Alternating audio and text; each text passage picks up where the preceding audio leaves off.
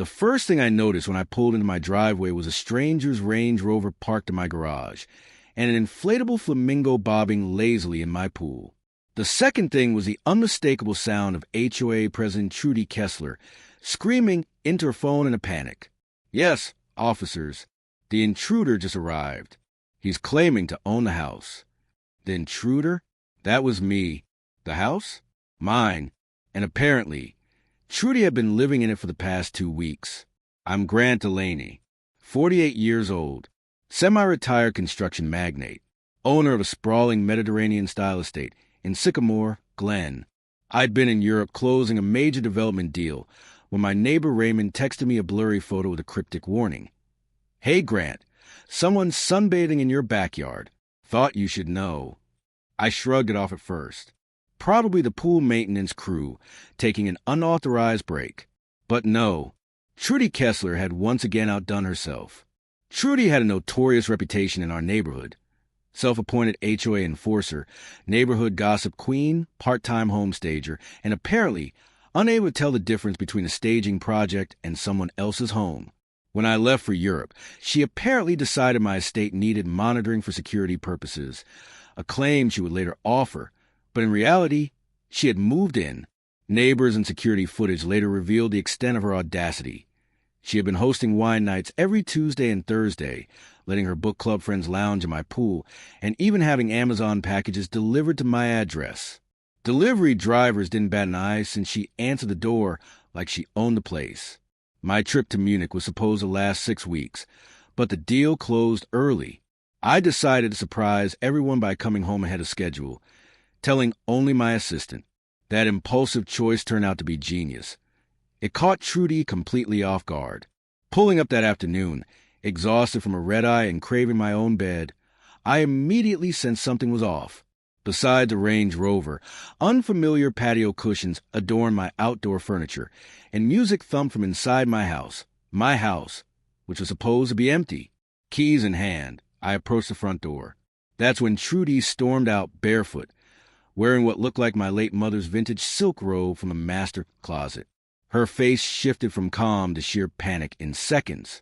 "Stop right there," she shrieked, her voice straining with authority. "This is private property. I'm calling the police." She darted across my lawn, phone to her ear, as if she were the victim. I stood frozen for a moment, torn between disbelief and amusement. "Trudy," I said, trying to sound calm, "this is my house. What are you doing here?" She ignored me completely, narrating theatrically to 911. "Yes, there's a man trying to break into a house at 4721 Belmore Drive. He's aggressive and claiming ownership. Please send help immediately." I laughed, loudly, which probably didn't help when the police arrived 10 minutes later. 2 officers approached cautiously, hands near their holsters, while Trudy cowered behind them, pointing at me like I was some dangerous criminal. "Officers," she said, her tone drenched in self-righteousness, "this man has been harassing our HOA for months over supposed violations, and now he's trying to break into a vacant property. The owner is overseas." The younger officer, Garland, according to his badge, gave me a skeptical look. "Sir, can you explain what you're doing here?" Slowly, deliberately, I pulled out my wallet. "Grant Delaney, this is my house. My driver's license has the address right here, and I can show the mortgage paperwork on my phone if necessary."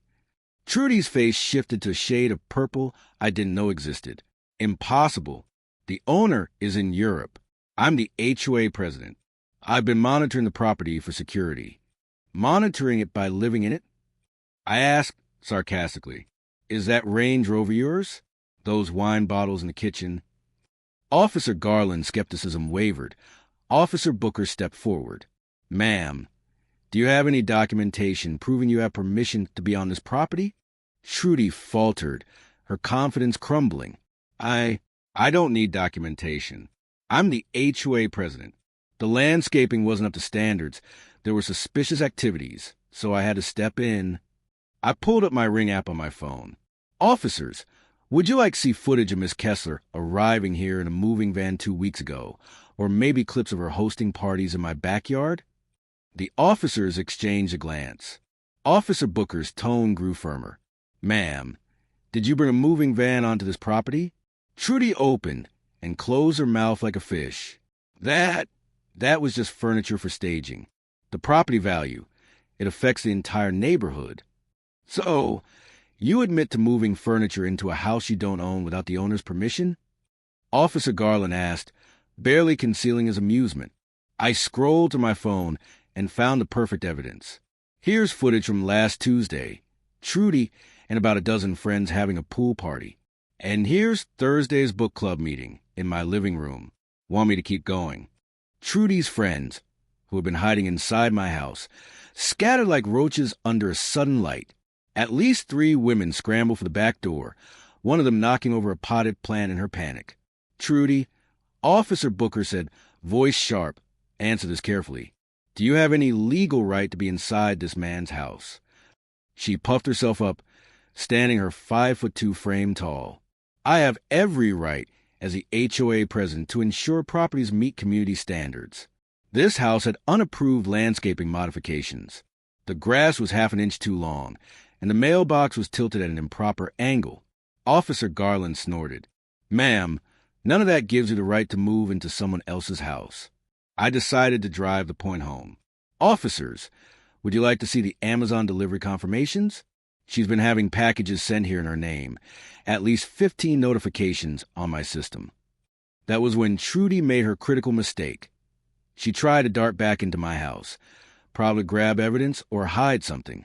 Officer Booker moved quickly and caught her arm. Ma'am, stay right here. The next 30 minutes were wonderfully satisfying. The officers ran Trudy's record and discovered this wasn't her first infraction. She had been warned twice before about entering others' properties. They also discovered she had changed the guest code on my smart lock system, effectively locking me out of my own home. Ms. Kessler, Officer Garland said formally, you're under arrest for breaking and entering, criminal trespassing, and unauthorized use of property. Trudy shrieked like she'd just been hit by a freight train. You can't arrest me. I'm the HOA president. I was protecting property values. This is a conspiracy. Grant has it out for me ever since I cited him for the wrong shade of beige on his mailbox. As Officer Booker read her Miranda rights, Trudy's voice rose into a full-blown hysteria. This is ridiculous. I know the mayor. I know the district attorney. You'll be hearing from my lawyer. I was doing the neighborhood a service. They led her away in handcuffs while half the neighborhood watched from their driveways. Mr. Patterson across the street was filming on his phone. I knew this would hit the neighborhood Facebook page within the hour. Before they drove off, Officer Garland returned to me. Mr. Delaney, you'll need to inventory your property and file a report. Anything missing or damaged can be added as additional charges. Also, change all your locks and codes immediately. The afternoon was spent cataloging Trudy's escapades. She had rearranged my living room, hung her artwork on my walls, and slept in my master bedroom. The refrigerator was stocked with food, at least 24 bottles of rose. The pool contained a half-inflated unicorn float alongside the flamingo, and my bathroom had been claimed by her collection of anti-aging creams. Security footage revealed the full audacity. She'd given tours of my home, bragging to friends about her temporary residence, even threatening to cite me for property violations upon my return just to establish dominance. By evening, the story had gone viral in local social media groups. The comments ranged from shocked to amused to outraged. I wasn't the only homeowner she had harassed with absurd rules over the years. 3 days later, an emergency HOA meeting was called. I attended along with seemingly every homeowner in Sycamore Glen.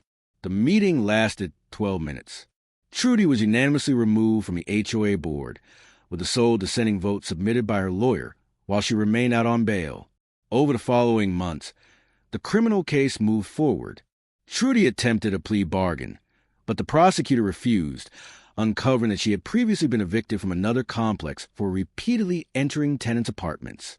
Her lawyer argued she had implicit permission as HOA president, which the judge found laughable. Miss Kessler, the judge said sternly, being an HOA president does not make you the feudal lord of the neighborhood. You cannot occupy someone's home because you dislike their mailbox. Trudy was convicted on all charges.